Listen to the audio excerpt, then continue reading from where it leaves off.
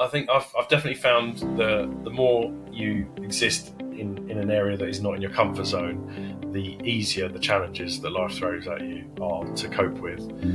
Because rarely, having a young son, you go through those weeks and months of having very little sleep, but then you take yourself back to times when you might not have slept for days on military training things. So yeah, definitely I think one of the things that's brought me through is the more I challenge myself, the easier normal life gets. It feels like you're playing life on easy mode when when you've done the harder things. So people buy a home with their heart generally. So the first thing that they do is they fall in love with it, and then the head kicks in afterwards. It does the sort of due diligence, and is the local school good enough for my son, or is the commute short enough? But you have to tug at their heartstrings in the first instance to get them engaged in that property.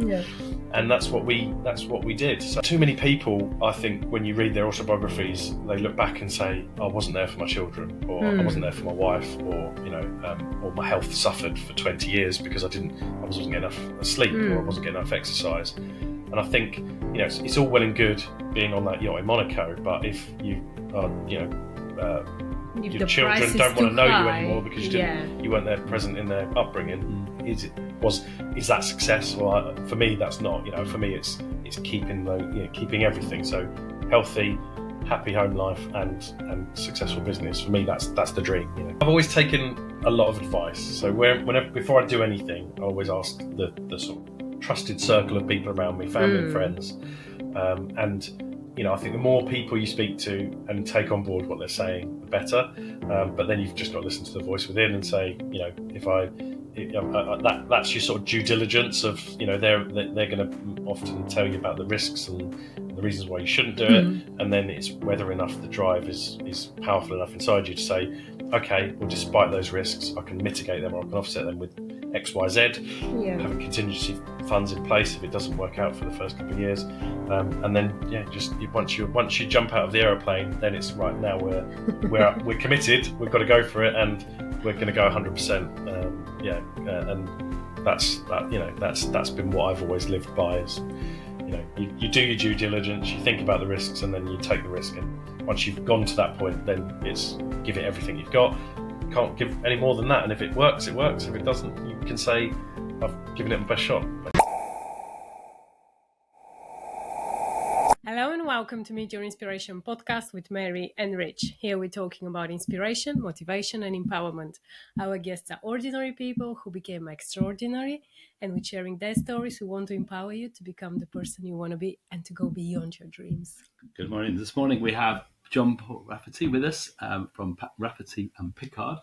Rafferty and Pickard is one of the most exclusive property estate agents, I would say. In Kent, or in Kent. Where is mainly in Kent? Yeah, we do slide into other areas like South East London and East Sussex so far, but it's mainly in Kent at the moment. So So welcome, John, and thank you very much. Thanks for having me. Obviously, you had a nice last day or two, let's say.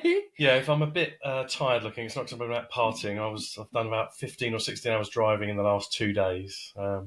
Went to Snowdonia, so beautiful. Yeah, took my 78-year-old dad and 6-year-old son to do the zip wire. It's the fastest zip wire in the world in North Wales.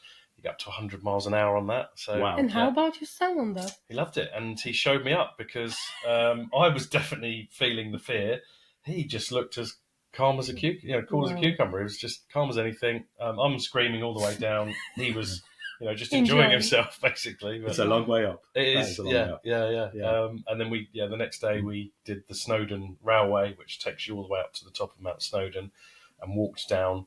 That was an interesting challenge because my dad was hobbling. He's got a bad back, and I think I described him as looking like the Tin Man, kind of just like walking down the mountain like this by the end of it. And my poor son was wondering why he'd been dragged all the way up there to walk down for 4 hours. But it was a great great experience. And but while you're saying that, please correct me if I'm wrong. Have you done kind of challenge of something sleep and so what was that? It's called the Tommy Sleep Out. Yeah. Again with my dad and son. Because this was to remind me that I've seen something. Yeah, so it's raising money for the Royal British Legion Industries, which is the poppy bee appeal, and they do a lot of work with homeless veterans. So each year they invite people to sleep out for either one night or longer at a place of their choosing, under the stars effectively, so just under a bit of canvas or whatever. And it's just to raise awareness and funds for their good cause that they Have do. you got any relation with that, like your dad being? Yeah, I mean, I've served in the Army Reserve for a few years, and my dad was in the Army. His dad was in the Army, so there's a bit of a running theme there. But so you will tell us about there's a bit that. of a connection there. But okay.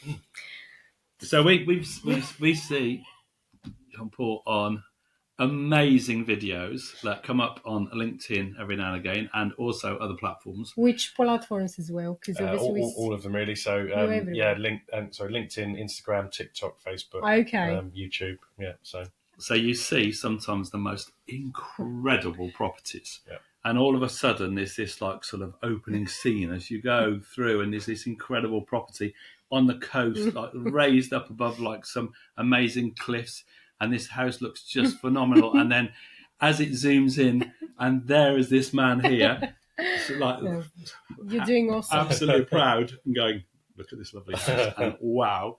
Yeah. And I think everyone who watches them thinks, that's my dream house. Yeah. And then the next week, I think a few times I said that I had a house that I was like, oh, that's it.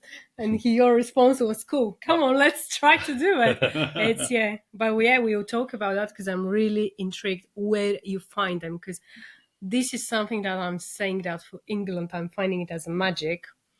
You drive through places, and very often you don't see on the outside. You can't even expect what is once you walk in. It's very. There are countries. So I'm coming from Bulgaria. If you go to specific places or towns or areas, they're much more. It's a bit like in America. You much better see what is here. Sometimes there's such a little hidden secret gems, ones. Hidden gems. But let's start with, we'll take you back in the time before you get to this incredible business you created. Let's say the 15, 17 years old. Okay, yeah. Wow, okay. Did you know back in the time what you want to do? What's happened when you left school? What was your journey? So as a late teenager then, I had ambitions to join the army. That was always my plan. I wanted to join the parachute regiment, and so I was all about fitness and just trying to challenge myself all the time to try and get to that end goal. That saw me through that period of my schooling, the time when you might otherwise have been dragged into some other worse hobbies and things, and I think having that focus on that one career ambition kept me on the straight and narrow through that period of being a teenager. I actually ended up somehow being head boy at my Catholic school, my secondary school, and I think it's probably only because I went from the kind of kid that could have probably gone down the wrong path, the sort of cheeky kind of like normal kid that might get into a bit of trouble, to kind of a bit more taking myself a bit more seriously and having that sort of one focus on, right, I wanted to be an officer in the army. So it was, I just kind of had that one single ambition, basically. At the time I was a lifeguard as part-time while I was doing my A-levels at school, and obviously at 18 I'd applied to join the army as an officer, and went through that recruitment process and got right through to the end of that. Whilst I was waiting, though, after I'd done my A-levels, I thought I can't really be a lifeguard all summer. The one regret I have is not travelling the world, and I was going to do like a gap 6 months with a friend, but he decided that his career was more important, so that got put on the back burner.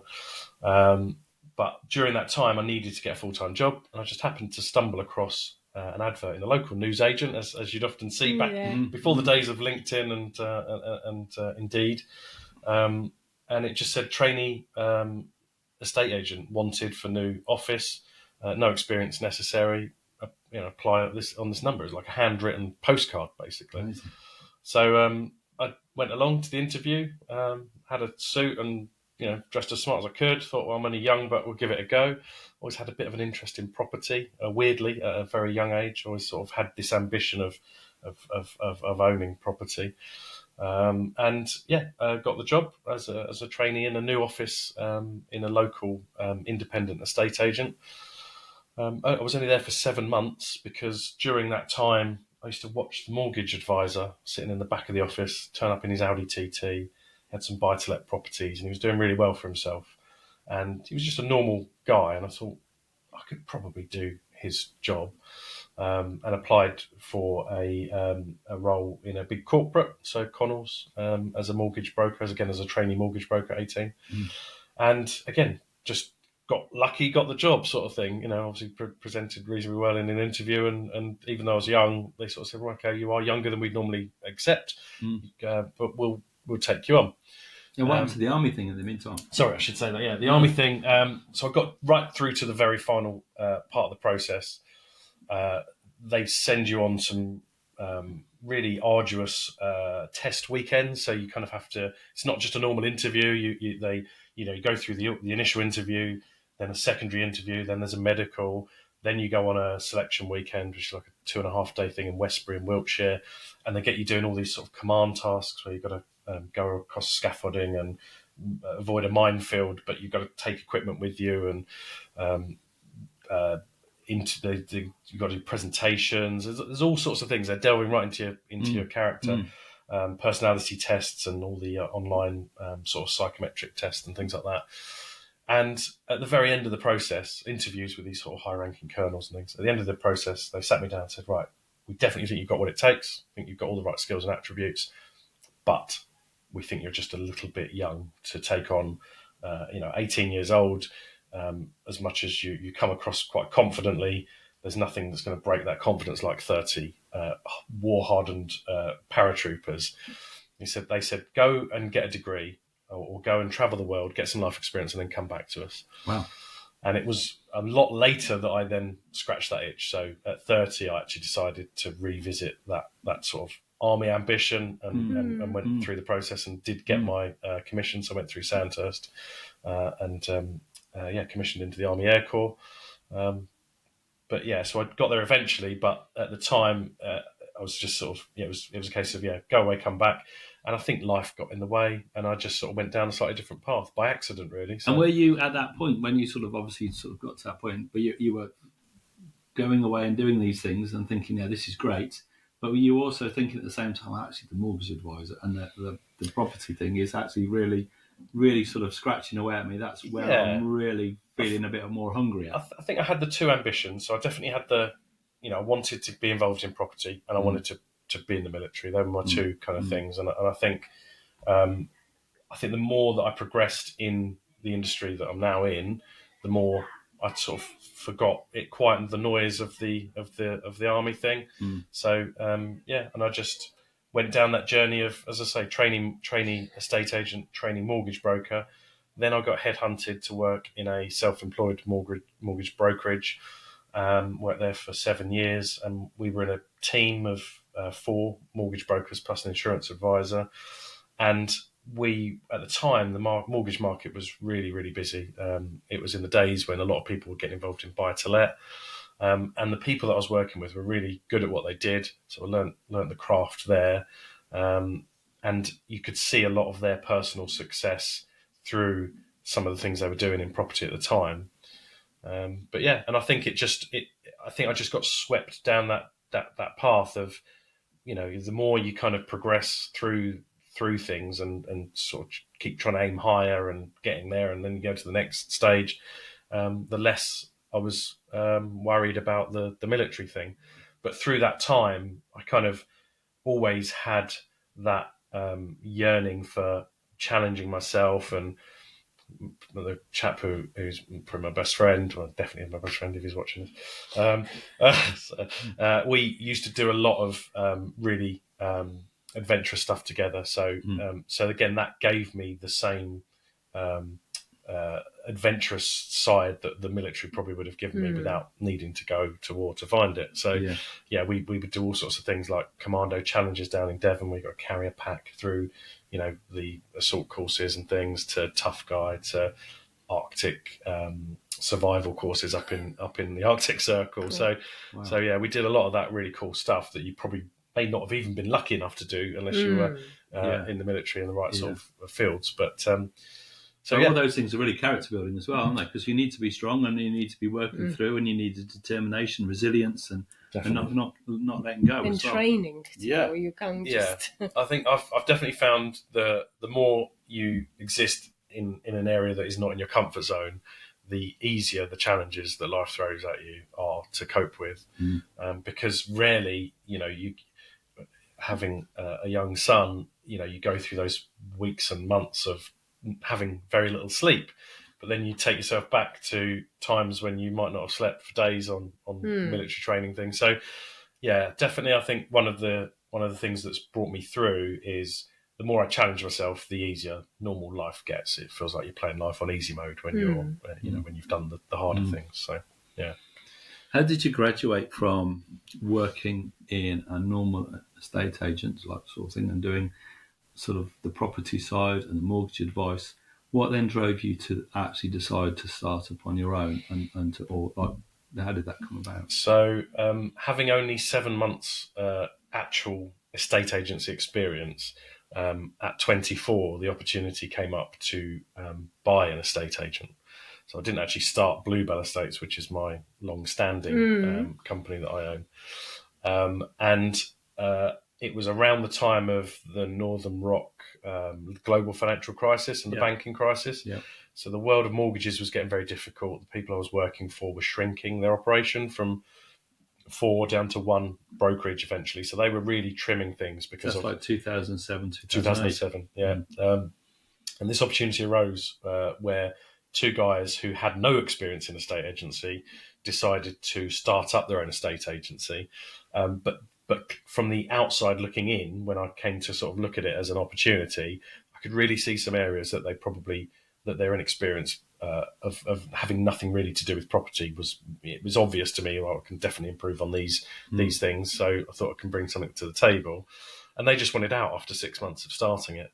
They signed up to a 7-year lease, all the usual costs associated with it, and they were kind of thinking, we're losing money hand over fist here. We need to get out at any cost, really. So I was really lucky to kind of be offered a turnkey business that managed to negotiate down to a very small sum of money. But obviously I was putting my head on the noose in terms of carrying all those overheads for as long as it took for that global financial crisis to be behind us. It turned out that global financial crisis had some very long-lasting impacts in the property industry, and it probably took 2 or 3 years from it to go from fledgling business to actually making some money. But actually then it sort of changed though, didn't it? It changed so dramatically because you sort of like 2007, it was everything, and actually sort of coming in at that point, and then you look at what happened then sort of from 2011, 2012. Yeah, just boomed from there. Because everyone was expecting the property market to fall, and so everyone kept saying it's going to fall. Yeah. But completely the opposite. Yeah. It's unreal. It almost exploded. Yeah, there were times when I got close to throwing the towel in because I think I was probably £50,000 into subsidising that business before it turned a profit. And I remember, funnily enough, it was an old friend. We were doing circuit training. And I said to him, like, I can't go on much longer. I'm running out of money here. And he just said, no, like you've done the hard bit. Like, just keep going. And it was great advice because, like you say, not long after the 2 year of really difficult market conditions, it really started to go again. And I think where we were lucky is that we built a bit of a team there. I'd sort of recruited some people that I'd worked with previously, and we had a really good little base there to kind of grow from that sort of early part of the market waking up again. How did you get through? So when you got to the point where you're almost £50,000 in debt, Yep. the business is really struggling. Mm-hmm. What did you do, or how did you formulate a plan to get out of that situation? Because that is, for most people, that was absolutely like. I mean, you were like on the edge, Yeah. but that's one of the most hardest things to find a way. I think it was roll your sleeves up, head down, work as hard as you can, and it was me at the head of that business, just desperately trying to make it all work and things, really. So, I was lucky that I'd bought and sold some properties in the meantime. So, at 18, I actually was, before I moved into my own house, I was a landlord. I bought my first home I bought was in Folkestone, and I rented it, and then shortly after that remortgaged it and bought a second one. So again, property's been in my blood since 18, really. And I think I had that little bit of a base there to give me a backup, but it was definitely stretching me to the point of, financial ruin, as it were. But yeah, I think it was there wasn't really a magic formula other than I've got to make this work. Did you have a number of outlets on the high street where people would go, or was it? Because obviously it wouldn't have been online at that point. No. So just had a single office in Aylesford Village, just near Maidstone, and that was our presence, and it was just keep doing what you can do. I wasn't like the other estate agents that have been through 10 years of corporate estate agency where they're kind of scripted and very sort of highly sales driven. It was very much more human, bringing my sort of mortgage background into it and the experience that gave me. But yeah, it was hard, and you pay the staff before you pay yourself in that situation for a long time. But it was literally just fortunate that I had the backing of some of the other bits that I've done in property that gave me the money to be able to throw at it. So it was something that at least you had a little bit. I didn't borrow the money. So luckily, I've always borrowed on mortgages to buy properties, but I've never borrowed from banks for a business yet. So, that takes away a lot of the risk because, it's your own money that you're risking. It's not, if I was paying high interest on a bank loan, then I probably would have had a different outcome in that situation. So. And once everything start to grow and get better, how obviously you became an entrepreneur, you start to have a team. How will this develop?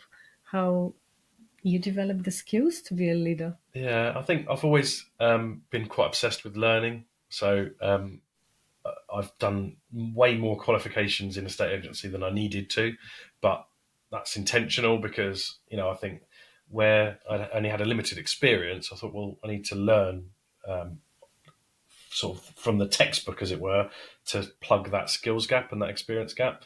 And it's sort of taken me to a place now where I'm a fellow, sounds bizarre, but fellow of the National Association of Estate Agents and the Association of Residential Letting Agents. And I've joined the Royal Institute of Chartered Surveyors, so I'm an associate member of that as well. And none of those things needed. I didn't need to do those extra qualifications to get there. But I think it was just a case of, always trying to lead by example, always try and do what you expect your team to try and do. So, they've all become qualified and things as well, even though they didn't have to. How big is your team? 7 members of staff. It's grown and shrunk over the years, but we found that's about the right level. And they're a single office operation. I run it now at hand's length, really. So I'm more of a working on the business rather than in the business. They've gone from strength to strength, and touch wood, apart from retiring, they've all stayed with us. We've created a real kind of family. They call it the Bluebell family, as it were, and we really try and look after them through all of life's thick and thins. And we really try and make it fun and do some good team building things and, good Christmas parties and bits. But sounds good. And it looks like you are doing well. Obviously, we can see where it comes then the Rafferty Pickard. Top properties and all this. So that was around about 5 years ago. And I happened to have a conversation with Paul Pickard, my business partner, who at the time was the director of an IT company, very successful IT company. Love it. And he used to look after our IT from day one. And although he was the director there and he had loads of engineers working underneath him, because of that long-standing relationship, he just kept looking after us because it was one of the first businesses that joined them. And he was going through some personal change, like a change in relationship and things. And I think he just wanted to have a new challenge. I think he, like me, had been doing the same thing for a long time. And, you know, you get to the point where you think, well, I don't feel like I'm really being challenged anymore. I feel like I'm too far into my comfort zone, that I'm just dealing with the same sort of thing over and over again. Could probably do it in my sleep. And, you know, it's not giving you that sort of fire and that hunger to grow. And I pitched him an idea. I said, look, I think there's a gap in the market for a really tech-focused boutique estate agency where we offer really high levels of service, but we use all the tools and skills that you see in places like America and Australia, with the drones that at the time were quite rarely used in this country, and with things like video, and really bringing these properties to life and really selling not just a home, but selling the lifestyle as well, and really kind of selling the dream. So, you know, there were so many properties that I saw being undermarketed that had fantastic views over the sea, or that were views over the countryside, or really architecturally interesting, but that didn't come across when you just saw a few photos and a long description.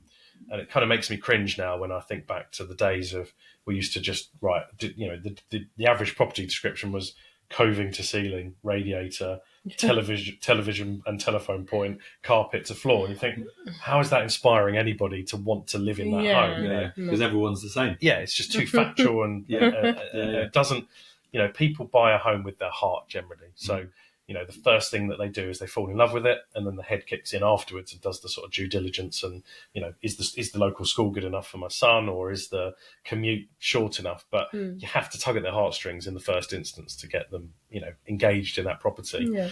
And that's what we did. So Paul, bought into it. And he said, "Yeah, fantastic. I've always fancied that." And I'd sold a couple of his homes previously, so he had that. You know, he'd moved a few times. I'd looked after him from that point of view, so he knew how I worked, and obviously we trusted each other, and we felt that we had the ideal complementary skill set. So he had decades of IT and technology experience, and I had decades of estate agency experience, and we thought, we could bring those skills together and form the company that we have now formed. So I always find it fascinating when you get into, because like when you get into high-end properties, every single property is so individual, whether it's the view, the construction, the layout, the glass, the upside down houses, obviously when they've got views where you've got all the living spaces up and all the bedrooms are down.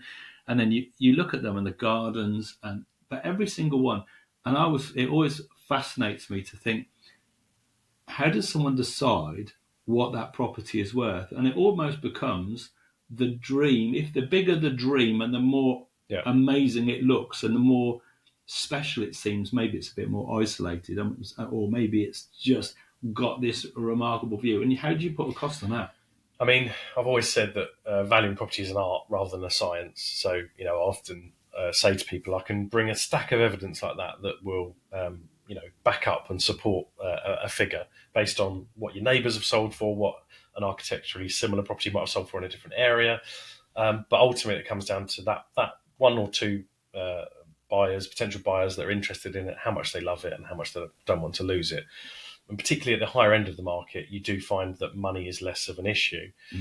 But yeah, it does become very difficult to give an accurate figure. So anybody that comes and says, I can definitely guarantee I'm going to get you this price, is generally not being completely honest, I don't think. It's just looking.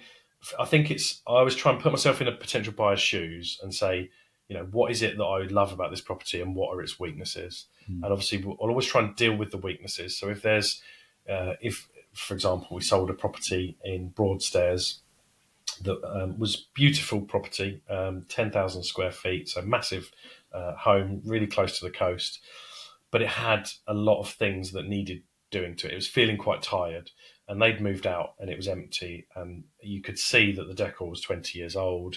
And I just said, look, people aren't going to buy a dream at £3 million at the time, when it's feeling a bit sorry for itself. And you're not, anybody walking in is going to really struggle to visualize themselves in this empty and slightly tired looking property.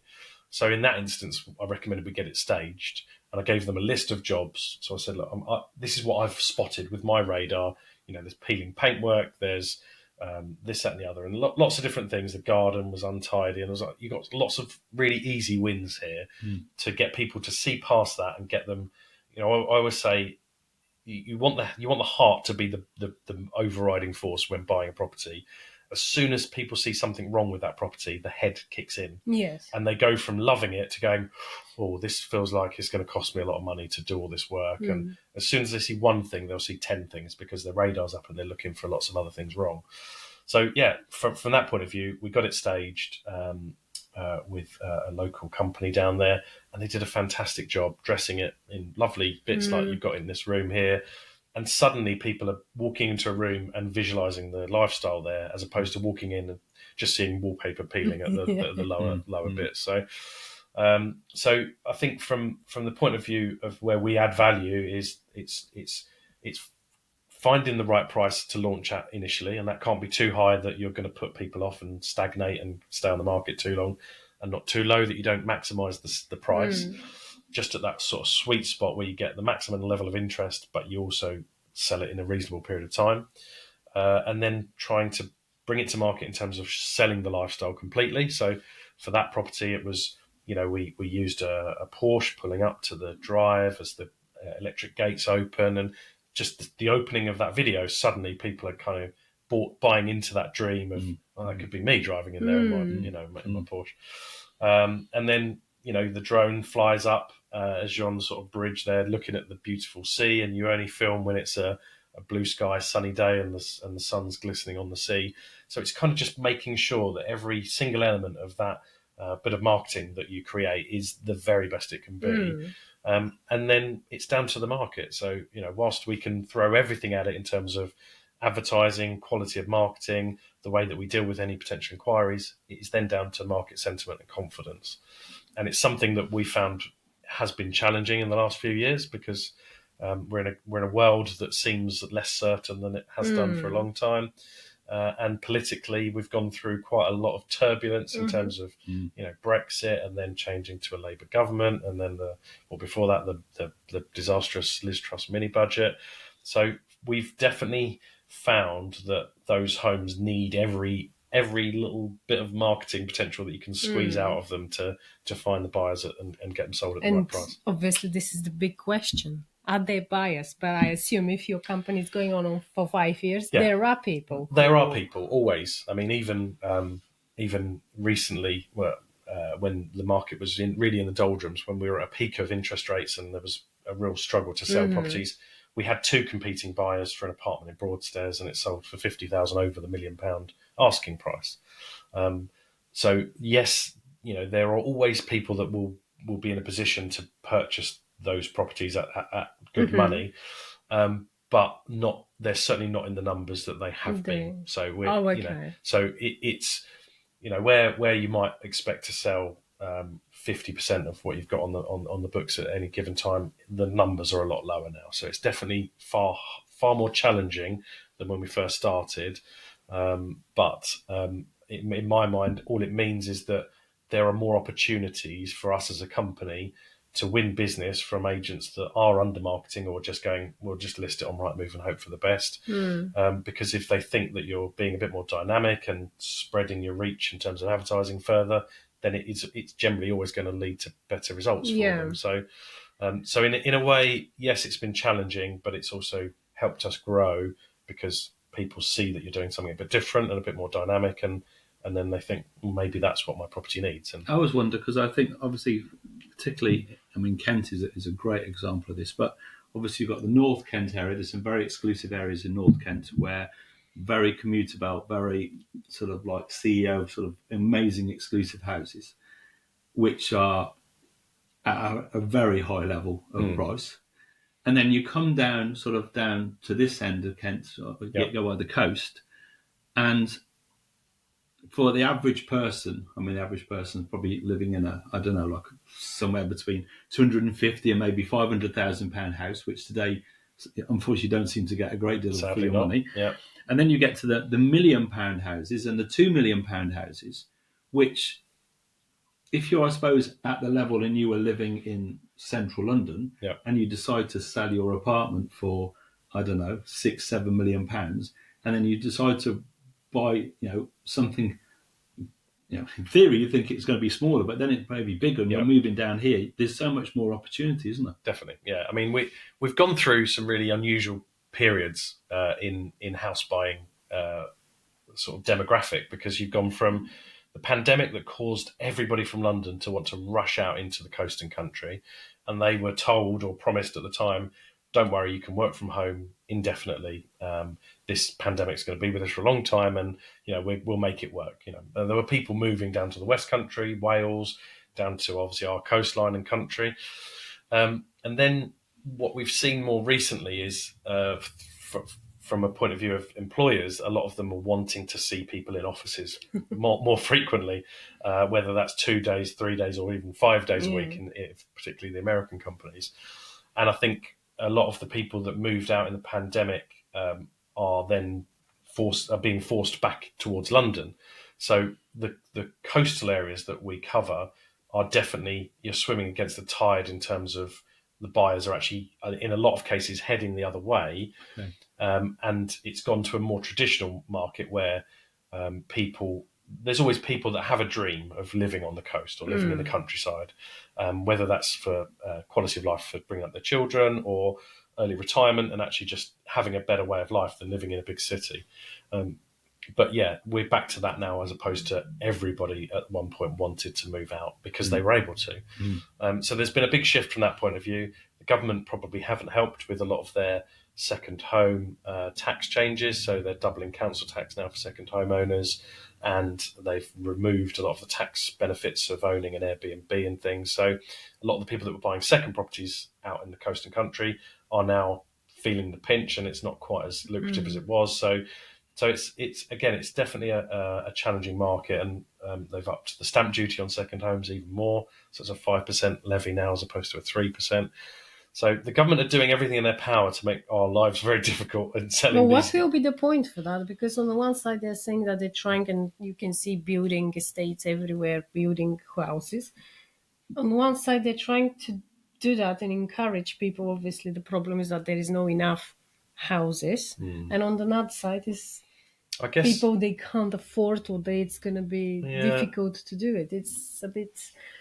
It's a strange one, isn't it? And It's success, really... it's not just Labour. I mean, Conservatives brought in... I know, we talk in general. I'm not saying only even it's about this government in country. I would say in general it's becoming... It is, But let's not talk about that bit, but I'll tell you something that I noticed, because, how many years? I'm over 15 years in the area, and I can notice when you go, all these beautiful... Folkestone is absolutely blooming, I would say, at the moment. Absolutely amazing. Broadstairs, such an incredible properties people built. And you definitely can see these great ideas as well that are coming, and I absolutely love around. Is it like Whitstable and further down? If you walk all these glass houses, they are absolutely awesome. How to start building these ones? I assume it should be still obviously people are looking for. Although I can share something with you, but how. I always find that because here we don't have the sea as you're going to have it in Spain, let's say, or Portugal, or a place like that. And comparing the prices, isn't it far too more expensive here to buy rather than in the other countries where you're going to have obviously much more sun, much more, sandy beaches and all these things? Yeah, I mean, we are lucky in a way that we probably don't have some of the climates that some of these other countries have. Although we moan about our rain and weather, it does keep it very green. It keeps us safe from forest fires and things like Oh, that. definitely. So, from a long-term point of view with global warming, actually, I think our coastline is probably set to do very well if it gets warmer, because it can only get better for us in terms of weather. And Great fair enough, British summers weather. are getting better. Yeah, definitely. But no, I mean, I think we're very fortunate in Kent, particularly because we've got high-speed rail now, and I think that's been the catalyst to driving a lot of these coastal places from being very run down, forgotten about coastal resorts that really bloomed in the Victorian era, and you can see that in all the grand tree-lined roads with these lovely ornate properties. And you can imagine that back in those days, all the Londoners would come down on the train for 2 hours and have a fantastic holiday in the coast. Obviously, then cheap holidays came about, and everyone started to holiday in Europe. And I think what we've had, the reason why we've done so well in Kent particularly is that we're so well connected to London now. Every single one of those coastal places that you've mentioned has really high speed links with the high speed HS1. And it's crazy to think that in 53 minutes you can be from Folkestone into the centre of London, and that's quicker now than even Brighton, which has traditionally been the place that people go if they commute but want the coastal lifestyle. So, and I think where we're starting from a relatively low price point, these places are very affordable. So I see my job as being sell the lifestyle, sell the benefits of being so accessible. So often my hook in a lot of videos is going to be just imagine living here and being able to commute in less than an hour into central London, because I think particularly on social media and things, a lot of people that live in London probably haven't been to Folkestone, or don't know about it. Might have a friend that's moved there or something, and it's kind of selling them the dream of being able to move from Brixton to Folkestone, have a similar way of life, sell the benefits of the area as well as the commute as well. But yeah, in answer to your question, in terms of coast, what do we offer that Spain and Portugal don't? I mean, I'd be lying if I said, winter in Portugal or Spain is going to be far more attractive than a winter over here. Sometimes our long, dark winters are quite depressing, but it is still a great country that we live in, and London has so much going for it in the winter, and all the shops and the Christmas displays and things. Are you planning to expand around the other areas in UK, or what is your? Because obviously, I love what you said, and it really touched me with that. That once you get in the comfort zone, it makes me to think about the things that I do in my life that I'm used to, and maybe really you get a bit like fed up, and there is nothing to challenge you. Yeah. So I assume after 5 years doing that, something should challenge you. Yeah. No, so the long-term plan is to grow with agents working under our umbrella on a self-employed basis, where we can show them the blueprint of zero to where we get to now, how we got there, so we know exactly that roadmap of how to do it. We use all the marketing skills that we've got, and then they have a territory. So ideally, you'd have maybe 2 different people in one county, and then grow from there. We've got 2 self-employed agents that work for us now, Anita and Beth, and that's fairly early, but they've had some good success on the coast. And we are all learning and finding out how that relationship's going to work, in terms of then using that to scale the business. So the dream one day would be Rafferty Pickard agents in Surrey, and then in Dorset, Devon, and just kind of grow it organically. I mean, one of my failings in some ways is probably that although I'm a risk taker, I'm also quite risk adverse. So I always like to think of a plan B or C. I always like to grow things slowly and organically, rather than just borrow money, max out the credit cards and bank loans, and just go for it hell for leather. I've always done things very, very kind of gradually. So it means that I don't have, although I've lost my hair through whatever other stresses have gone on in my life, I don't know how that's happened, but it means that I don't have the huge highs and lows and the big falls and the liquidating companies and starting again. But it's going to take me longer to get to my end goal. But yeah, the end goal is to replicate the model that we've shown in Kent, to then expand it beyond. Escape to luxury at Hempstead House Hotel and Spa, an elegant country house hotel in Bapchild, near Sittingbourne, Kent. Relax with indulgent spa treatments. Dine in style with exquisite cuisine. Perfect for getaways, weddings and events. Experience luxury in the heart of Kent. Book your stay today. Be the first to discover Kent's best events all in one free app. What's On in Kent is a new and rapidly growing app where you can find days out information, places to eat, festivals, concerts, markets, and much more around you. Just with few clicks on your phone or computer, you can stay updated with real-time info and explore events across Kent. Don't even think twice. Just download. It's free. Have you ever think about abroad or not really? Or to work with someone from abroad? I don't know. Maybe we did actually go out to Portugal in the winter just gone. Because an agent out there that dealt with luxury homes invited us out. Well, in fact, they just said, would you like to market our properties in the UK to your audience? To which we said, yeah, fantastic, but we'd like to meet you, we'd like to see you so we know we can trust you to recommend our clients. And we'd like to see the properties. I mean, at that point, I'd never been to Portugal. So we went and shot over, I think we were there for literally 36 hours or something. It was literally just... You love this 36 hours to be somewhere, isn't it? Go there, get it done, come back. I mean, I think a lot of people mistake sometimes that I'm, lifestyle-wise, that you're always on holiday or you're always out doing exciting things.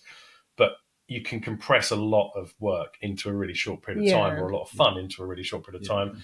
And I think it's, I always try and really kind of pack in as much as I can wherever I go. So, yeah, my wife said, well, you've got another holiday. How's this fair that you're going out to Portugal and, it's sunning yourself on the beach? I said, no. It's January for a start, although it was 20 degrees and it was sunny. We were lucky with the weather.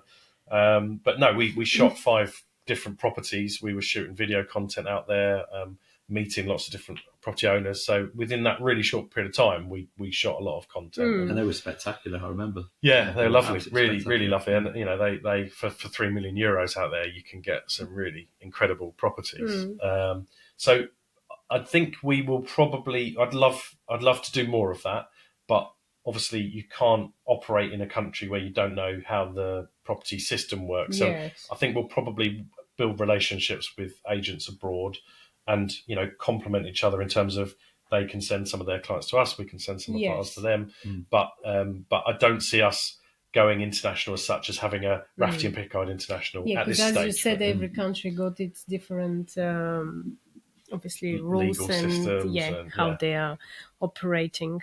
If you can, even to me, let's say, can you give to someone advice if they want, even nowadays, to get in the property, to work in the property industry? One question is for property working. Yeah. I always find it a bit fascinating, if I must be honest. I always like the estate agents that go around and show the houses. Or the other ones is obviously the other question will be, how can you get and buy a property and start that thing? So, in terms of working in industry, I would say education. So if you can learn as much as you can about all the different companies that are out there working, you can do online distance learning courses now. So if I was telling my 18-year-old self now what to do, I would say just go and get a qualification in it, because you could do that whilst you're doing whatever you're doing at the moment. And then you're so employable to somebody looking at you on the other side, because they know you're already at a basic level of knowledge. They don't have to really train you too much. And just get involved. And any specific skills that might be much better? People skills. So although you're dealing with property, it's actually the people that are transacting, and they're the ones that are going through a very emotional journey often. Often it's debt or divorce or death, sadly, that we're having to comfort people through.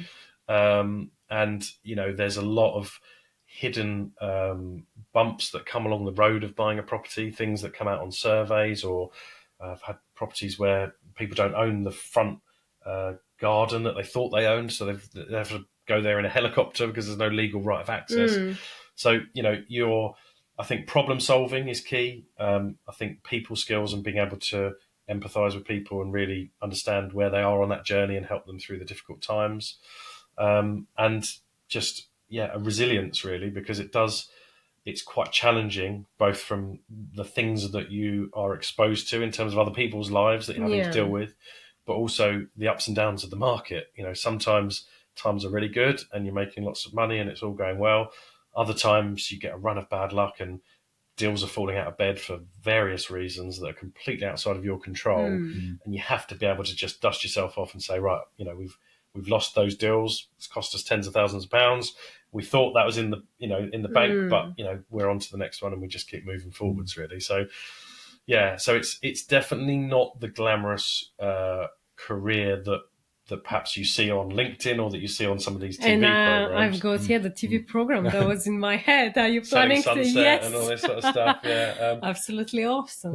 I can see myself selling the properties, but actually, I was thinking, are you planning to have a little series about it? Because who knows, it might be an idea. Who you knows? can do it. I never say never to anything. Yes, and but no, there's a lot more. You see the best 10%. It's like anything. Course, the 90% is the hard work yards and big. getting to that stage. Yeah. So and on the question, if someone wants, especially let's say the young people, because some of them are really, some are fortunate to be able, or some are smart. I'm absolutely impressed when I hear that someone at really young age, obviously with having good mentors, good parents, or people, and I'm not saying that always parents will help for that. They will start to do different things for jobs and they'll be able to get to that ladder. But is there any advice that you can give to someone about buying the properties?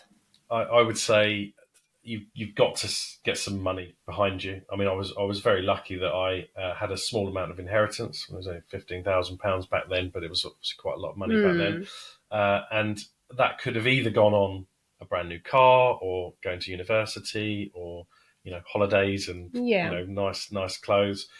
But I decided to save that money and then use that for a property purchase. I think it was in trust that I wasn't supposed to be able to access it until I was a lot older. But I kind of pleaded with my aunt, who was the executor at the time, and said, look, I really want to buy a property. I couldn't afford to buy a property in my area, so I lived in Aylesford, in Maidstone. And I kind of set about looking around the county as to where I could afford to buy. And I bought a property on the seafront in Folkestone, it was run down, tired old property.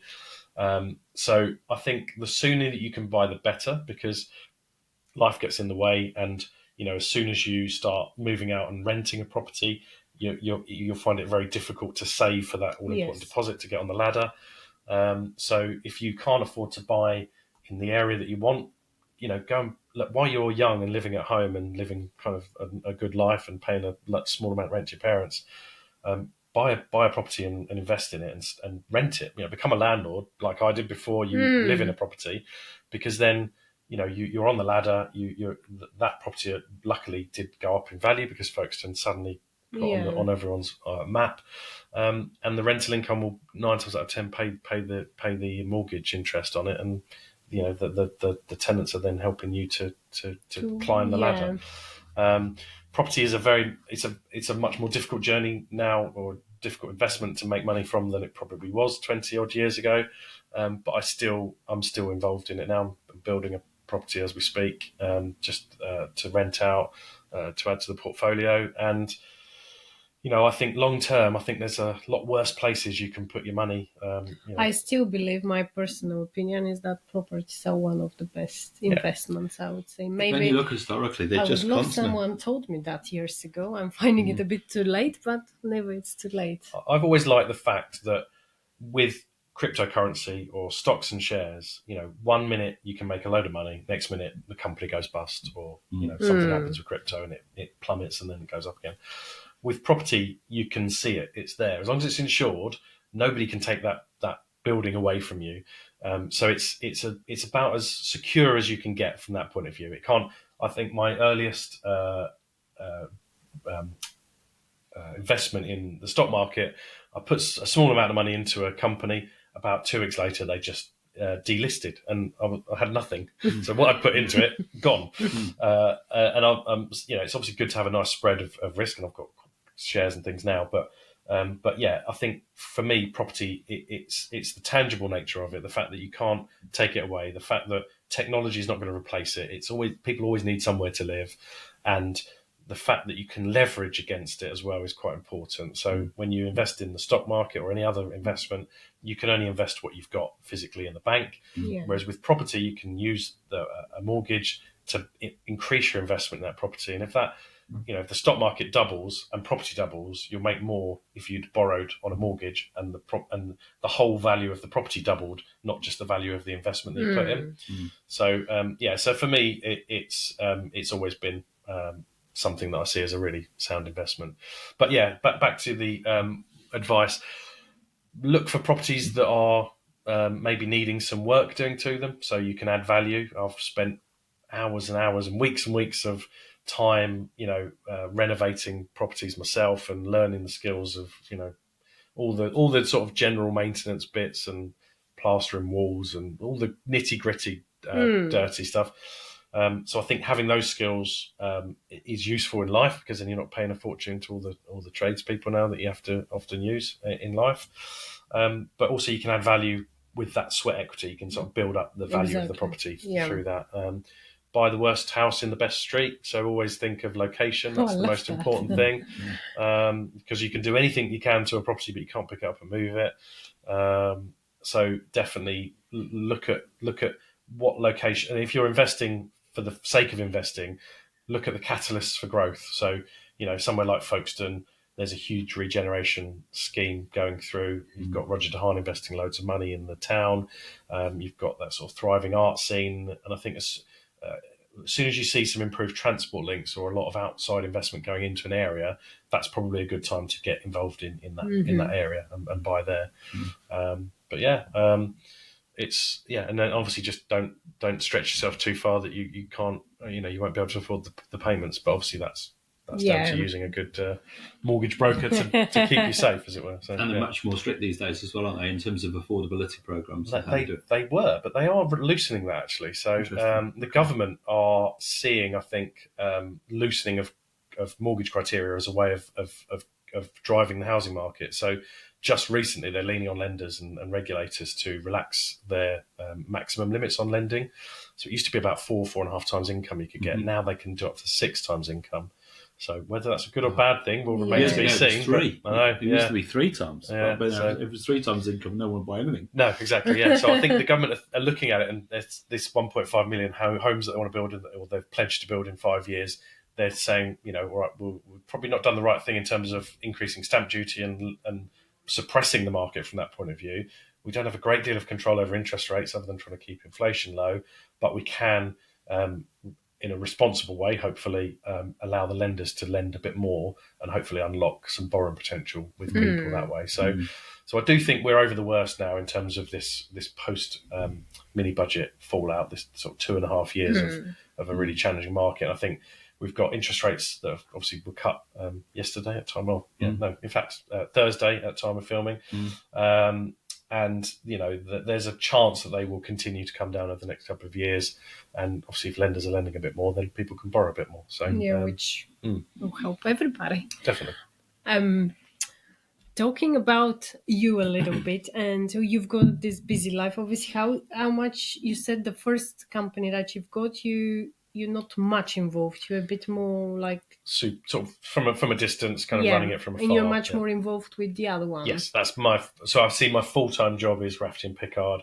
Probably spend 20% of my time with sort of overseeing. And when we talk about marketing, and because you are the face of all the videos, which are absolutely cool, is it? Have you got a specific company that is doing, or just we do it ourselves? Yeah, just yourselves. Yeah, so incredible. Just hours and hours of learning, all the video editing, learning how to shoot the video. Again, that sort of constant need to learn. So, I went down the route of learning the estate agency side. And then when Paul and I got together, it was all right, now let's go on an online course in an American company, American real estate company, and let's learn exactly how they put these videos together, how they fly the drones, and then how they promote them on social media. So, yeah, it's so you are non-stop learning as well. Non-stop, yeah. It's a bit relentless, really. I can see that this is one of the lines that I can see in most of the successful people and inspirational people, that they never, doesn't matter how much they achieve or they did, They never stop. And Yeah. honestly, I would never thought that you will go on this course from Yeah. American company or whatever to learn. But yeah. And you can see the result. I'm pretty sure you've got really good results in terms of it's worked really well. feedback. Yeah, it's worked really well. And when you have the time for yourself, and what are your ways to recharge? I don't know. Yeah. So exercise is key for me. So I always try and keep I have like a mental triangle in my head, and that's kind of work, family, and me, like health. Mm-hmm. And I'll always try and keep those somewhere in the middle of that triangle. And obviously, at times, work takes over to the detriment of my family or my health. And at other times, you might be spending too much time with the family, the work suffers. So I'm always sort of keen to just stay in the middle of that triangle. But yeah, for me, at the moment, it's triathlons. That's my thing. I'm a fairly new, about 2 years into my journey now of doing triathlons, and joined a local athletics club. And whenever I can, I'm in the pool doing coach swimming, or on the track doing running, or out doing events like I just did the Labourne Lakes triathlon and the London Landmarks half marathon. So I'm definitely not built for that sort of long distance endurance, but it'll come hopefully eventually. So yeah, I mean, before that it was rugby, but that became I just thought I'm too likely to get injured doing this. But yeah, for me, anything that I can do where I can completely switch off from work. Can you manage to do that? Yeah, that's the question. But I can only easily do that when I'm involved. So, when you're really trying to drag yourself around 13 miles of London streets, I'm not thinking about work in that situation. I'm just thinking about how can I not have a cardiac arrest on the Mall. How much time do you put into that? So not as much as I need to, really. So I probably train 2 times a week, 3 times if I've got something coming up. But it just resets me. So if I'm finding that I'm working too much, or I'm just getting too work orientated, then just that going out there, blowing out all the cobwebs and doing something that involves a lot of energy. It really because that keeps the mind stimulated as well, doesn't it? Because if you're fit in your body, you tend to have a much more fit mind as well. And you're switched on. Yeah, I mean, otherwise you get that phase and fuzziness in your head. Otherwise, yeah, you can. I definitely think there's so much to be said for getting outside, ideally in nature, out in the woods, running, and do it in a social situation. So doing it with a club where you've got all the support, and having. Before that, it used to be going down the gym and pumping weights and things, but I found that was quite a lonely existence when you're there. Everyone's got their headphones in, nobody really wants to talk. So I've definitely found my happy place now in terms of my exercise, in terms of running. Do you think that's a good way of making sure you don't get burnouts as well, because you're getting that balance? Yeah. I think you see it in a lot of people where the triangle goes too far in one direction, and then everything else suffers. So it's trying to keep everything in equilibrium as best you can. And it sounds good in theory, but obviously in practice, life does drag you in different directions. And that's why we need to find a place where you just find your balance and how to, because I sometimes very much struggle. I can't find a way and my way is to go to near seaside. I can watch the water, for ages. And this is something that can, or music, loud. Yeah. Yes, okay. These are the 2 things that can really get me out, because sometimes you want to try to think about something else, but it's still dragging you. And it's have you had during your all these lives of experience someone that was playing like the role model for you, or someone, because you mentioned earlier that leading by example. Mm-hmm. Who was that example that you were leading by? I haven't had one single point of focus, but I think as the journey takes you along, I think it's just seeing people that are positive role models and finding their secret recipe, and what is it that got them to where they got to, and how did they get to their success? Be that on a much bigger scale like your Richard Bransons, or on a much smaller scale like your people that are leading the business that you're working for at the time. I think it's just I often just look at those people and think, well, how what can I take from them that I can use in my own career or business that I can go forward. And for Richard Branson, it was screw it, let's do it was his mantra, which was, he's very much I see an opportunity, I'm risking it all, I'm going for it, head first. And, as I said to you before, I'm not fortunate enough to have that just do it and don't think about the consequences. I'm very much like, I'm going to do it, but I definitely want to make sure that it's all kind of reasoned and calculated. So I'll never be a multi-millionaire or a billionaire, but I'd like to think that I'll have the balance of a good home life, a good health, and a good business, and grow to a point where I'm really comfortable and happy, but do it in a much more gradual, slower process. And that gives ultimate satisfaction as well, doesn't it, at the end? Because the balance. Well, too many people, I think, when you read their autobiographies, they look back and say, I wasn't there for my children, or I wasn't there for my wife, or, or my health suffered for 20 years because I wasn't getting enough sleep or I wasn't getting enough exercise.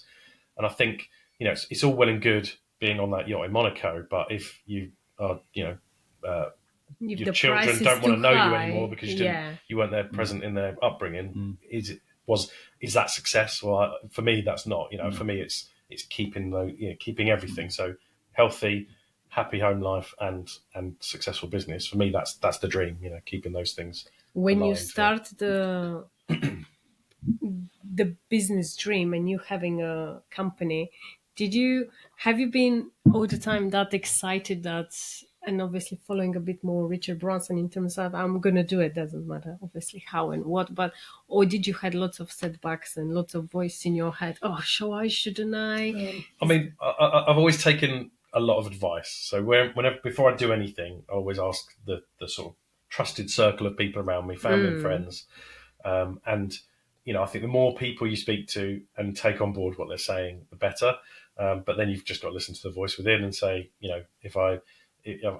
that's your sort of due diligence of, they're going to often tell you about the risks and the reasons why you shouldn't do it. And then it's whether enough the drive is powerful enough inside you to say, okay, well, despite those risks, I can mitigate them or I can offset them with X, Y, Z, having contingency funds in place if it doesn't work out for the first couple of years. And then, once you jump out of the aeroplane, then it's right now we're committed. We've got to go for it, and we're going to go 100%.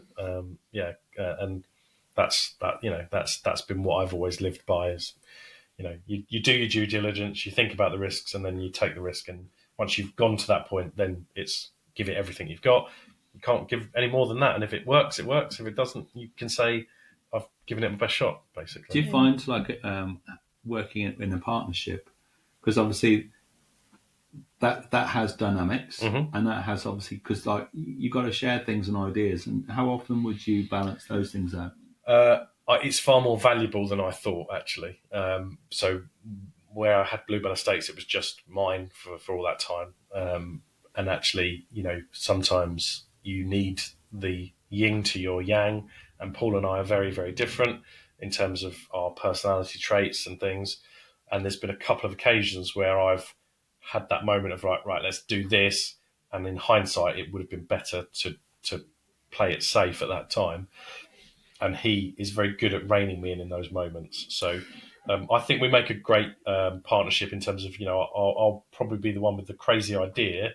Some of them are good ideas. Some of them do need reining in. And I think, having that other person that is fully invested in the business and the success, but comes at it from a different angle is invaluable, definitely. So, and it's lonely. A lot of people talk about running a business or leadership is a lonely place because, if you get success, but you've only got people below you, it's hard to kind of enjoy that success. Whereas I think when you've got somebody there on an equal partnership, you go through the highs and lows together, and it's very difficult for other people to relate to what you're going through when you're running a business sometimes, because they don't understand why you need to put so much effort into something at a given time. But that person gets it because they're as invested as you are.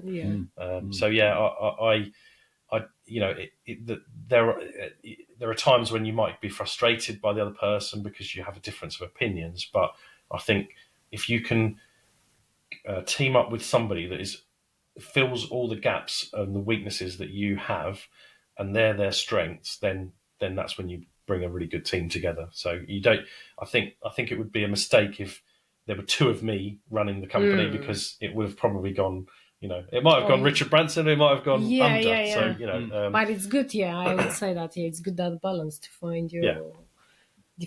Is there any book that you would recommend? Did you read well, books? the Did you first like- one was Richard Branson's one, and I can't remember what it was called now, but it was the first book he wrote in the late 90s. I can't remember if it was called Screw It, Let's Do It, but it was might be it was that something one. along those lines.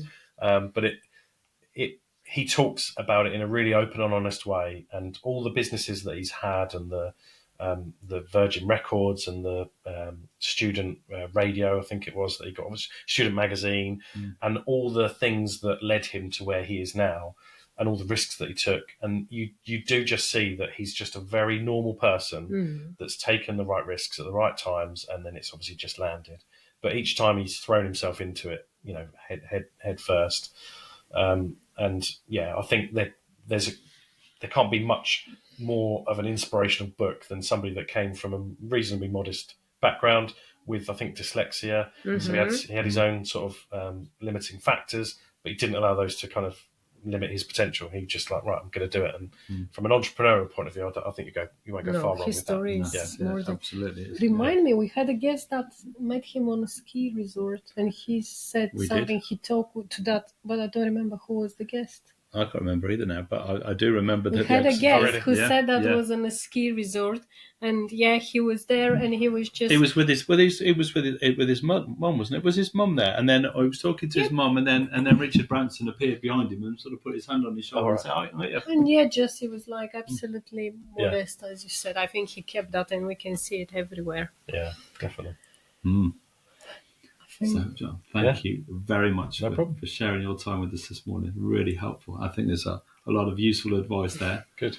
About property and also business advice as well. So thank you And I very need much. to go and start, to think how I can get these dream homes in the coast area, because I love it. I just love every single thing you share. It's absolutely awesome. So if anyone love this extraordinary life, follow John and his amazing company and all his lovely videos. You need to see them because they are absolutely incredible. And we'll certainly link, obviously, to the businesses, the two businesses, and also a link to where people can find you, which is obviously going to be really helpful. If you're watching today, we really hope that you've enjoyed today's episode. If you're watching on YouTube, please do subscribe and do follow us on our other social media channels. And also, if you like, please follow the link Buy Me a Coffee and support us in what we're doing so we can keep sharing so inspirational stories with the whole world. Thank you very much. Thank you very much. Take care. All the best. Bye-bye.